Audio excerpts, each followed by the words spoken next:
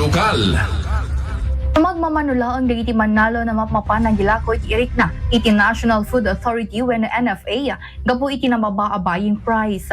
Inbatad ni Engineer Jonathan Corpus sa branch manager iti National Food Authority nangat nga to ti buying price iti trader dito probinsya no idasiga iti 23 pesos kada kilo apan naggatang dagitoy. Kunana, kasapulan pa ya mawayaan ti bodega tapno nakasagana manan nga gumatang iti irik into main cropping season. Iti agtama itatamam ket awan unay kasi nangangato iti buying price ng iti traders. I mean ti buying price tag itatakit 23 pesos per kilogram. So ti makita nga kayat nga maaramid ni administrator tayo ket mawayaan pa basit iti bodega tayo kasi puno-puno. Tapno iti kasta ket naka-ready tayo tumanen nga gatang iti irik into no main cropping season.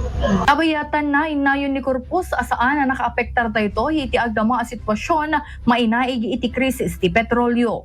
Para iti IFM News, Idol Bernadette Toledo, Tatak IFM.